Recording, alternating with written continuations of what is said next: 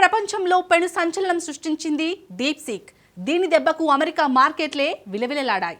Deep seek ప్రకంపనలతో ఏకంగా 86 లక్షల కోట్ల రూపాయల అమెరికన్ టెక్ కంపెనీల సంపద ఒక్క రోజులో ఆవురైంది. ఈ దెబ్బ నుంచి అమెరికన్ కంపెనీలు ఇలా కోలుకున్నాయో లేదో చైనా నుంచి మరో ఏఐ పిడుగు అమెరికా నెత్తిన పడింది. తాజాగా ఏఐ రంగంలోకి మరో చైనీస్ కంపెనీ ఎంట్రీ ఇచ్చి పుండు మీద కారం చల్లింది. పశ్చిమ దేశాలకు వరుస షాక్లను చైనా కంపెనీలు ఇస్తున్నాయి. దీంతో ఎదురుదాడికి పశ్చిమ దేశాలు సిద్ధమయ్యాయి. టిక్ టాక్, జాతీయ భద్రత, పర్సనల్ డేటా వంటి ఆయుధాల బూజుని దులిపాయి. చైనా ఏఐ కంపెనీలపై విరుచుకుపడేందుకు సిద్ధమయ్యాయి. నిజంగా చైనా కంపెనీలతో ముప్పు పొంచి ఉందా? ఎందుకు పశ్చిమ దేశాలు పదే పదే పర్సనల్ డేటా అంశాన్ని తెరపైకి తెస్తున్నాయి? పశ్చిమ దేశాల ఏఐలు వ్యక్తిగత డేటాను సేకరించవా? Watch the story. Dragon tech దాడిని మొదలుపెట్టిందా? వరుస ఏఐ చాట్ బాట్లతో చైనా రెచ్చిపోతుందా? డ్రాగన్ను అడ్డుకోవడానికి వెస్ట్ ఏం చేస్తోంది? ఇప్పుడు ప్రపంచమంతటా ఏ నోట విన్నా డీప్ సీక్ మాటే వినపడుతుంది. Chinese artificial intelligence company silicon వ్యాలీలో వణుకు పుట్టించింది. సిలికాన్ వ్యాలీ అంటే అమెరికన్ దిగ్గజ టెక్ కంపెనీల అడ్డా. అమెరికన్ టాప్ టెక్ కంపెనీలకు డీప్ సీక్ షాక్ ఇచ్చింది. డీప్ సీక్ ఏఐ మోడళ్లు ఖర్చు తగ్గించడమే కాదు, అత్యంత శక్తివంతమైనవి. ఎందుకు పనికి రావని వదిలించుకున్న సెమీ కండక్టర్లతోనే చైనీస్ కంపెనీ ఏఐ మోడళ్లను తయారు చేసి ప్రపంచాన్ని ఆశ్చర్యపరిచింది. అత్యాధునిక సెమీ కండక్టర్లతో తయారు చేసిన అమెరికన్ ఏఐ మోడళ్ల కంటే డీప్ సీక్ మోడళ్లు అద్భుతంగా పనిచేస్తున్నాయి. అమెరికన్ ఏఐ కంపెనీలకు గట్టి పోటీనిస్తున్నాయి. ఫలితంగా మార్కెట్లలో అమెరికన్ ఏఐ కంపెనీలకు భారీ దెబ్బే పడింది. డీప్ సీక్ అటాక్ తో టెక్ కంపెనీల షేర్లు కుప్పకూలాయి. ఒక్క రోజులోనే 86 లక్షల కోట్ల రూపాయల టెక్ కంపెనీల సంపద ఆవిరైంది. డీప్ సీక్ దెబ్బ నుంచి అమెరికన్ టెక్ కంపెనీలు ఇప్పుడిప్పుడే కోలుకుంటున్నాయి. అదే సమయంలో డ్రాగన్ మళ్లీ బాంబు పేల్చింది. మరో చైనీస్ టెక్ కంపెనీ ఏఐ రంగంలోకి ఎంట్రీ ఇచ్చింది. చైనాకు చెందిన అలీబాబా సంస్థ లేటెస్ట్ ఏఐ మోడల్ క్వెన్ 2.5 మ్యాక్స్ ను తీసుకొచ్చింది. అలీబాబా కంపెనీ ప్రకారం ఇది కేవలం బాగుండడమే కాదు, ఓపెన్ ఐఏకి చెందిన చాట్ జీపీటీ 4o కంటే అద్భుతంగా ఉంటుందని చెబుతుంది. మెటాకు చెందిన లామా కంటే సూపర్ గా పనిచేస్తుందంటుంది. అంతేకాదు డీప్ సీక్ కు చెందిన డీప్ సీక్ V3 కంటే బెటర్ గా పనిచేస్తుందని అలీబాబా వివరిస్తోంది. సో చైనా అమెరికన్ ఏఐ మోడళ్ల కంటే క్వెన్ 2.5 మ్యాక్స్ అద్భుతంగా పనిచేస్తుందని అలీబాబా చెబుతోంది. అయితే అలీబాబా వాదనలు ఇంకా ధృవీకరించబడలేదు. కానీ ఇది విడుదలైన టైమింగ్ చూస్తే ఉద్దేశపూర్వకంగానే క్వెన్ 2.5 మ్యాక్స్ ను తీసుకొచ్చినట్లు తెలుస్తోంది.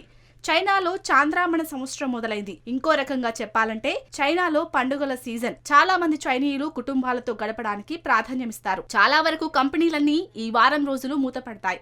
సరైన టైమింగ్ చూసుకొని అలీబాబా యాక్షన్ మొదలు పెట్టింది. అలీబాబా కేవలం తమ ప్రోడక్ట్ ను ప్రారంభించడం ఎంత మాత్రమూ కాదు. సింపుల్ గా చెప్పాలంటే అలీబాబా తన శక్తిని ప్రదర్శించింది. ప్రస్తుతం చైనా ఐఏ మోడల్ ఊపేస్తుంది. గత నెలలో డీప్ సీక్ ప్రపంచానికి షాక్ ఇచ్చింది. వారం క్రితం మరో మోడల్ చైనా నుంచి విడుదల చేసింది. ఆ తర్వాత మూన్ షాట్ ఏఐ వచ్చింది. ఇది కూడా చైనీస్ స్టార్టప్. మూన్ షాట్ తన ఏఐ చాట్ బాట్ కు కిమీకే 1.5 అనే పేరును పెట్టింది. ఓపెన్ ఏఐ మోడల్ కంటే కిమీకే 1.5 బెస్ట్ అంటూ మూన్ షాట్ తెలిపింది. ఇప్పుడు చైనీస్ ఏఐ రేసులో అలీబాబా ఎంట్రీ ఇచ్చింది. నిజానికి ఇదేమీ టెక్ బూమ్ సమయం ఏమాత్రం కాదు. ఒక రకంగా చెప్పాలంటే చైనా దాడి ఇది. బీజింగ్ ఇష్టపడే సాధారణ మిలిటరీ డ్రిల్స్ అస్సలు కాదు. వరుస ఏఐ మోడళ్లు విడుదలను చైనా టెక్ దాడిగా పేర్కొనవచ్చు. పశ్చిమ దేశాల ఏఐ మోడళ్లను ఊచకోత కోసేందుకు చైనా సిద్ధమైంది. అయితే చైనా టెక్ దాడిని పశ్చిమ దేశాలు ఎలా ఎదుర్కొంటాయి? సింపుల్ గా టిక్ టాక్ కార్డును పశ్చిమ దేశాలు ఉపయోగిస్తున్నాయి. ఒకవేళ చైనాను ఓడించలేకపోతే అప్రతిష్ట పాలు చేసేందుకు పశ్చిమ దేశాలు వెనుకాడవు.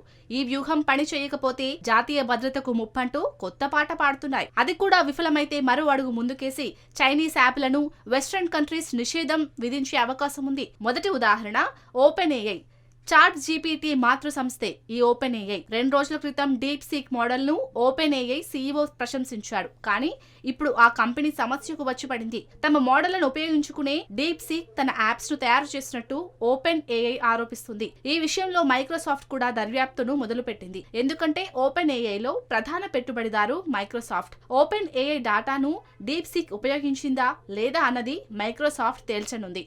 అయితే ఓపెన్ ఏఐ ఆరోపణలు ఎంతవరకు నిజం?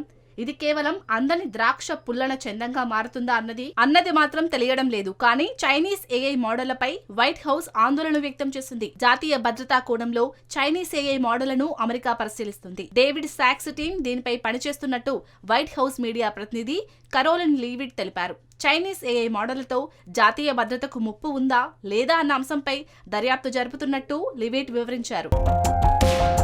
చైనీస్ ఏఐ మోడళ్లపై అమెరికా మాత్రమే కాదు, ఇటలీ ప్రభుత్వం కూడా దర్యాప్తును మొదలుపెట్టింది. వ్యక్తిగత సమాచారాన్ని ఎలా నిర్వహిస్తారో చెప్పాలని డీప్ సీక్ ను ఇటలీ ప్రశ్నించింది. లక్షల మంది ఇటాలియన్ల డేటా రిస్కులో ఉందని ఆ దేశం వాదిస్తోంది. దీనిపై 20 రోజుల్లో స్పందించాలని ఇటలీ ఆదేశించింది.